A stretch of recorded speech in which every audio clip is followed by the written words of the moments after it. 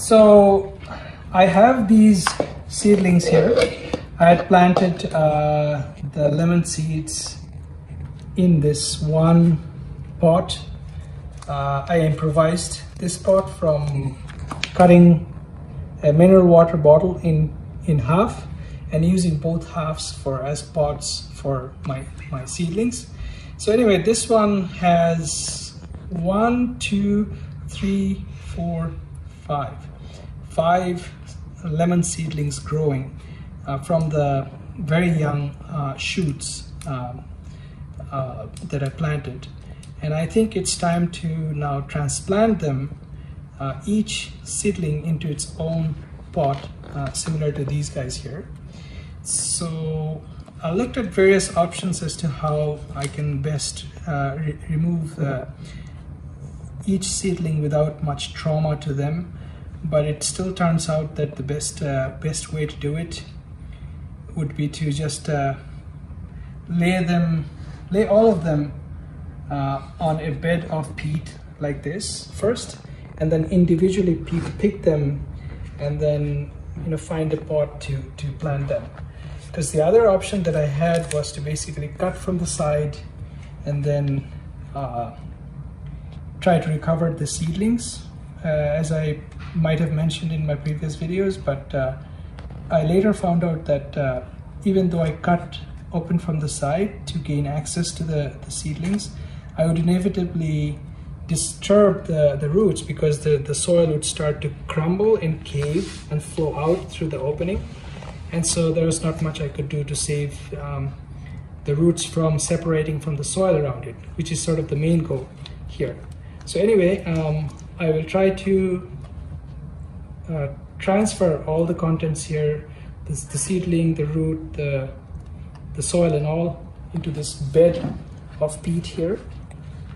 And then from there, I'll try to individually pot each of these seedling into their individual pots. Hopefully this makes sense. So here I go. I'm just going to go and try to lay down, sort of gently squeeze the side of this pot, so that I can gently sort of flow the seedlings out without necessarily burying them in the peat as I transfer them.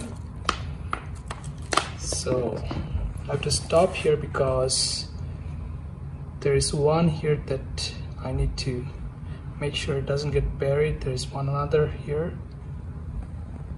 So I've got 1, 2, 3, and 4. And then the last one that's remaining, that's the 5th one. So there it is. So this would be a good time to check if the roots have any kind of signs of rotting, which would be a sign of overwatering. And it gives me a good idea of how much to water when I eventually transplant these seedlings into their pots.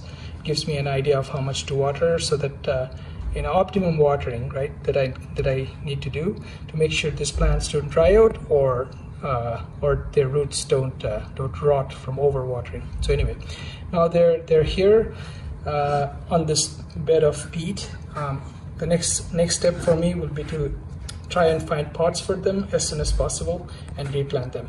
So I have created these pots from cutting PET bottles, and I've tried to use both halves of the bottle. So for the top half, I need a base. I'm using an empty yogurt jar, likewise for this guy here. So 2 bottles are in use. So I got 4 halves, so 4 pots. So with that said, I will now start to pot these seedlings into their individual homes, their individual pots. So now I need to basically create a little bit of space for the seedling to go in, like so. So I'm using a little screwdriver. You could use a toothpick if that works for you. So I'll try to plant the first the first one among the seedlings that are resting here.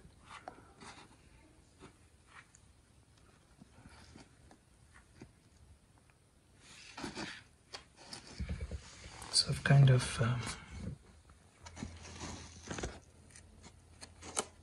try to straighten the plant, and then I've kept some space, as you can see, around the rim, so that once I plant the seedling, I can add some peat, additional peat, just around the base of the plant to make it to give it some nice support. And in the process, I'll use my fingers to try and straighten the plant a little bit as far as I can, without taking care that I don't end up knocking the base of the plant or breaking apart the delicate roots. The roots are still very delicate and very brittle, so I have to take care not to push too hard. But anyway, using my fingers with light taps, I'm packing, sort of placing the soil around the base of the plant. I have to also make sure that I don't pack the soil too close, too hard, or else the roots may not get enough oxygen. They need the water and oxygen. So the soil around the base of the plant needs to be reasonably loose. So there it is, the first one. Oh, there's a piece of twig. I'll simply put it to the side. This is the first among the seedlings that I think I just finished transplanting. So I'll just set it down here. I'll come back to watering these guys, but I'm going to pick up the next one. Likewise, I'll pick up this next seedling and try to place it in the... Oh, this one's interesting because this is showing healthy growth. The seedlings are meant to grow their roots sort of laterally away from the plant, the base of the plant. So this one's growing at about 90 degrees, and there's a pattern of roots growing away from the plant. This is a good sign. So I have to make sure that when I plant it, that I have given room for these young roots. So what I'm going to do is, for this one, I'm going to put it back, set it back in the peat bed, and I'm going to have to make sure that I remove some of the peat soil so I can create more room. The idea is that if I have a low sort of table depth for the peat inside my pot, then once I eventually set the young seedling down gently, and then I can basically fill up the available room with peat. That way the roots that are growing laterally can stay nicely embedded in the additional layer of soil that I'm going to put. So I'm going to try it one more time. Here goes. Here's the plant. I'm going to lay it down gently. It also gives me an idea of where the plant needs to go, roughly near the center. And then just try to prop it up just ever so gently so that I don't harm the roots. And then all I'm going to do is I'm going to pick up some more peat and just sprinkle them around like so. So that way the additional layer of peat that I added is what's going to incorporate the roots that are spreading laterally from the plant. So a little more. Again, I have to be careful that that I don't pack the soil too tight, because I have to make sure that the roots have access to both oxygen and water.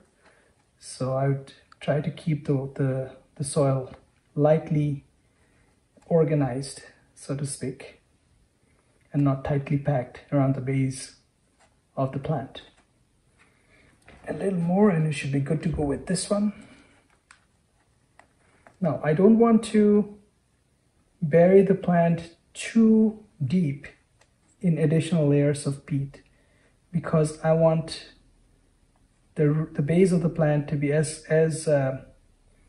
close to contact with the air as possible, because that's where it's going to absorb the oxygen from.